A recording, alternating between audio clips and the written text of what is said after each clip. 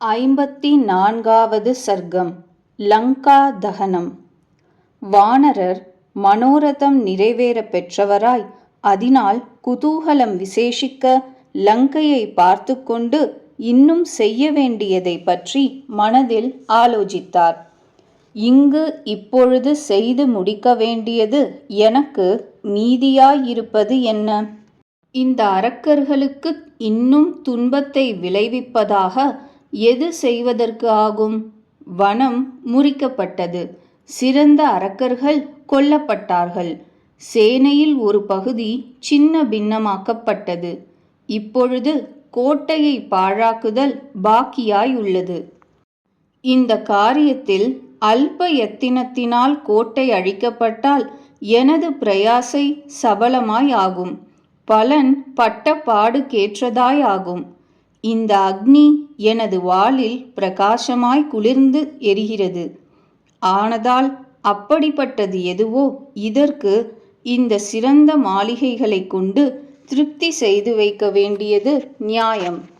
பின்னர் மின்னலோடு கூடிய மேகம் போல் எரிகிற வாளையுடைய மகாகபி லங்கையின் மாளிகைகளின் நுனிகளில் சுற்றித் திரிந்தார்.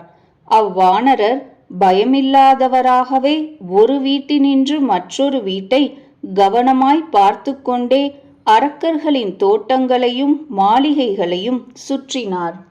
பலமுடைய வீரரான ஹனுமார் வாயுவோடு சமானராய் சுறுசுறுப்புடையவராய் பிரஹஸ்தனுடைய மாளிகையில் பாய்ந்து அதில் நெருப்பை பற்ற வைத்து அங்கிருந்து பறந்தார். இன்னும் மகா பார்ஸ்வனுடைய மாளிகைக்கும் பிரளயாக்னியின் ஜுவாலையை ஒத்த தீயை பற்ற வைத்தார். வானர சேனை தலைவரும் மகா தேஜோவானுமான அந்த மகாகபி அவ்வண்ணமே வஜ்ர தம்ஷ்டனுடையதிலும் சுகனுடையதிலும் புத்திமானான சாரணனுடையதிலும் இந்திரஜித்தின் மாளிகையிலும் பறந்தோடினார். அப்படியே சுட்டெரித்தார். அதன்மேல் ஜம்பு மாலியினுடையவும் சுமாலியினுடையவும் வீட்டை சுட்டெரித்தார். மகா தேஜோவானான வானரோத்தமர் ரஷ்மி கேதுவினுடைய வீட்டையும் அவ்வாறே சூரிய சத்ருவினுடையதையும் ஹ்ரஸ்வ கர்ணனுடையதையும் தம்ஷ்டனுடையதையும் ரோமச்சன் என்னும் அரக்கனுடையதையும் அவ்வாறே யுத்தோன்மத்தனுடையதையும் மத்தனுடையதையும் துவஜக்ரீவன் என்ற அரக்கனுடையதையும் பயங்கரனான வித்யுஜ்ஜிஹ்வனுடையதையும் ஹஸ்திமுகனுடையதையும் கராலனுடையதையும் பிசாச்சனுடையதையும் சோனிதாக்ஷனுடையதையும் கும்பகர்ணனுடையதையும் மகாராக்ஷனுடைய வீட்டையும் அவ்வண்ணமே யக்ஞ சத்ருவின் வீட்டையும் பிரம்மசத்ருவினுடையதையும் துராத்மாவான நிகும்பனுடையதையும் நராந்தகனுடையதையும் கும்பனுடையதையும் விபீஷணர் கிருகம் ஒன்றை மாத்திரம் தொடாது விட்டு வரிசையாய் தாண்டியவராய் அனைத்தையும் சுட்டெரித்தார். மிக்க கீர்த்தி வாய்ந்த அந்த மகாகபி அந்தந்த மேலோர்க்கேற்ற பெருமையுற்ற மாளிகைகளிலும் கிருகங்களிலும் ஒன்றால் ஒன்று குறைவின்றி வாழ்ந்த சீமான்களின் செல்வ பெருக்கை சுட்டுச் சாம்பலாக்கினார். தைரியமுடைய வீரர் எல்லோருடையதையும் குலைத்து அதன் பின்னர் ராட்சசேந்திரனாகிய ராவணனுடைய கிரகத்திற்கு வந்து சேர்ந்தார். வீரரான ஹனுமார் மேருமலை மந்தரமலை போலிருக்கிறதும் சகல மங்களங்கள் நிறைந்து விளங்குவதும் நானாவித ரத்னங்களால் அலங்கரிக்க பெற்றதும் முதன்மையானதுமான அந்த கிரகத்தில் வாளின் நுனியில் இருக்கிறதும் கொழுந்துவிட்டு எறிவதுமான அக்னியை அண்ட வைத்து அதனால் பிரளய கால மேகம் போல் ஒரு கர்ஜனை செய்தார். அக்னி பிரளயாக்னி போல் ஜுவலித்தது. காற்றுடன் கூடினமையால் மிக்க பலமாயும் உக்ரமாயும் வளர்ந்தது. அந்த கிரகங்களில் பற்றி எரியும் நெருப்பை காற்று பரவச் செய்தது. காற்றுடன் கலந்தமையால் அக்னி மூண்டெரிகிறதாய் இருந்தது. ஸ்வர்ண சாளரங்கள் அமைந்தவையும் முத்தும் மணியுமாய் இழைத்தவையும் சிறந்த பதார்த்தங்கள் நிறைந்தவையும் பெருத்தவையுமான அந்த மாளிகைகள் க்ஷீணித்து போயின. அந்த இடிந்த விமானங்கள் சித்தர்களின் கிரகங்கள் புண்ணியம் ஒழிந்த காலத்தில் ஆகாயத்திலிருந்து வீழ்வது போல் பூமியில் விழுந்தன. தங்கள் தங்கள் வீடுகளை காப்பாற்றுவதில் அங்குமிங்கும் ஓடுகிறவர்களாய் தைரியத்தையும் இழந்து செல்வத்தையும் இழந்தவர்களான அரக்கர்களின் ஐயோ, இது அக்னிதான், குரங்கு உருவம் கொண்டு வந்துவிட்டார் என்று பெருங்கூச்சல் உண்டாயிற்று. சில பெண்கள் குழந்தையும் கையுமாய் அவிழ்ந்த கூந்தலுடையவர்களாய் கதறிக்கொண்டு தீ சூழ்ந்த மேல் மாடிகளிலிருந்து திடீரென்று விழுந்தார்கள். ஆகாயத்திலிருந்து விழுபவர்கள் மேகங்களிலிருந்து மின்னற் கொடிகள் எப்படியோ அப்படி விளங்கினார்கள். வஜ்ரம், பவழம், வைடூரியம், முத்து, வெள்ளி இவைகளால் நிர்மிக்கப்பட்ட விசித்திரமான வீடுகளை உருகி கரைந்தோடும் தாது பொருள்களாய் அவர் கண்டார். புற்களுக்கும் கட்டைகளுக்கும் அக்னி போதும் என்னும் பாவம் கொள்வதில்லை. இப்படியே ஹனுமாரும் ராட்சசோத்தமர்களின் அழிவில் கொஞ்சமேனும் போதும் எனும் பாவம் பெறாதிருந்தார். பூமி ஹனுமாரால் கொல்லப்பட்ட அரக்கர்களுக்கு போதும் எனும் பாவம் பெற்றதாகவில்லை.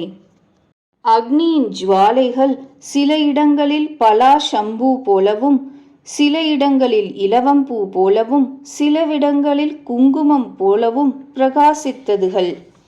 ருத்திரரால் முப்புறம் எப்படியோ அப்படி அந்த லங்காபுரம் மகாத்மாவான காரியத்தை நிர்வகிக்கும் சக்தி படைத்த வானரரான ஹனுமாரால் எரிக்கப்பட்டது. சாமர்த்தியசாலியான ஹனுமாரால் மூட்டப்பட்ட அக்னி பயங்கரமான வலு கொண்டதாய் கொழுந்துவிட்டு எரிகிறதாய் நுனியின் சுழியை எங்கும் பரவச் செய்து அப்பொழுது அதனால் லங்கை புரியின் மலையில் கிளம்பிற்று. காற்றுடன் கலந்த அக்னி வீடுகளில் தாக்கப்பட்டதாய் புகையில்லாத ஜோதி உடையதாய் ராட்சச சரீரமாகிற நெய்யினால் வளர்ந்த ஜுவாலை உடையதாய் பிரளய காலத்து அக்னிக்கு நிகரான உக்ரம் கொண்டதாய் ஆகாசத்தை அளாவியதாய் உயர கிளம்பிற்று. லங்கை எங்கும் சூழ்ந்து கோடி சூரியர்களை ஒத்ததும் பிரகாசமாய் ஜுவலிக்கிறதுமான பெரும் தீயானது இடிபோல் பெருத்த பல சப்தங்களால் அண்டத்தை பிளப்பது போல நன்கு விளங்கியது.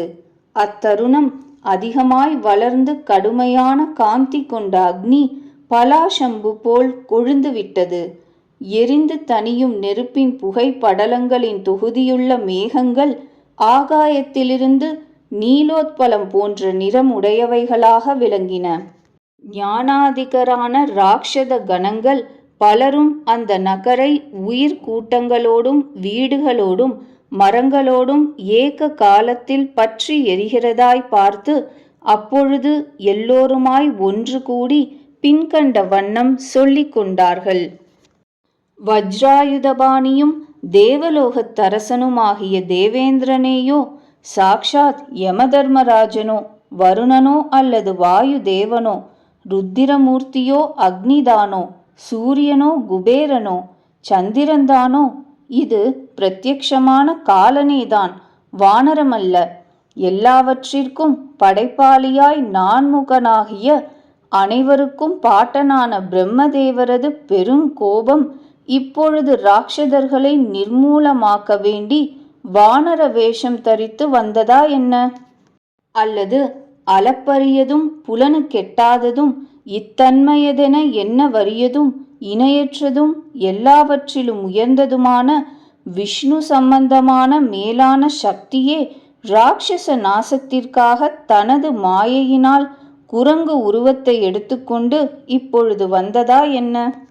அப்பொழுது லங்கை நகரம் ஏக காலத்தில் அரக்கர்களோடு கூடியதாயும் குதிரை தேர்களோடு கூடியதாயும் யானைகளோடு கூடியதாயும் பறவை கணங்களோடு கூடியதாயும் மிருகங்களோடு கூடியதாயும் விருட்சங்களோடு கூடியதாயும் பற்றி எரிந்ததாய் இந்த ஸ்திதியில் தீனமாக பெருங்குரலுடன் அதிக கலவரமாய் புலம்பிற்று.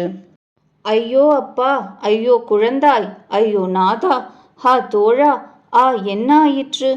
நன்கு வளர்ந்தோங்கியதும் போகங்கள் கூடியதுமான வாழ்நாள் எங்கே போயிற்று? இப்படி பலவிதமாய் அலறுகின்ற அரக்கர்களால் மிக கொடியதும் பயங்கரமுமான பேரிரைச்சல் இடப்பட்டது. அந்த லங்கை ஹனுமாரின் கோபத்தின் கொடுமைக்கு இலக்காகியதாய், அக்னி ஜுவாலையால் சூழப்பட்டதாய், மாண்டு போன வீரர்கள் உடையதாய், சிதறி ஓடிய வீரர்களை உடையதாய், சாபத்தால் அழிக்கப்பட்டது போல ஆயிற்று. மகாத்மாவான அந்த ஹனுமார் லங்கையை பரபரத்து பயந்து நொந்த ராட்சதர்களை உடையதாய், ஜுவலித்தெழுந்த பெரும் தீயினால் வடுப்பட்டதாய், பகவானுடைய கோபத்தால் அழிந்த பாருலகத்தை போல் இருப்பதாய் கண்டார்.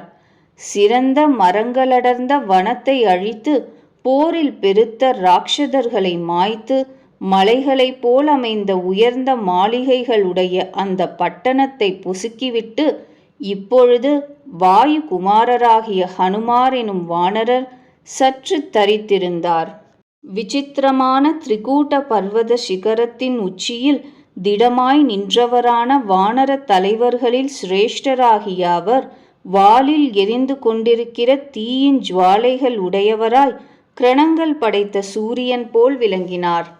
அந்த மகாத்மா பல மரங்களடர்ந்த அந்த வனத்தையும் அழித்து, பெருபெருத்த அந்த அரக்கர்களையும் மாய்த்து, அரக்கர் மாளிகைகளில் நெருப்பை இட்டு, தக்ஷணமே ஸ்ரீராமரை மனதில் நினைத்தார்.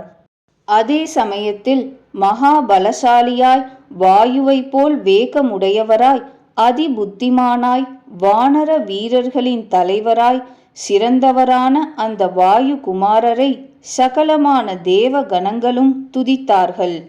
அந்த மகாகவி வனத்தை அழித்து, யுத்தத்தில் அரக்கர்களை மாய்த்து, அழகான லங்கை நகரை பொசுக்கி, மிகுந்த தேஜோமயனாய் விளங்கினார். மகாபலவானான வானரோத்தமர் லங்கையை எல்லாம் தீயிட்டு கொளுத்திவிட்டு, அப்பொழுது வாளின் தீயை சமுத்திரத்தில் தோய்த்து அணையச் செய்தார். சகல பிராணிகளும் அந்த மகா கபியும் வானர சிரேஷ்டருமான ஹனுமாரை கண்டு காலாக்னி என்று எண்ணி அஞ்சி நடுங்கின.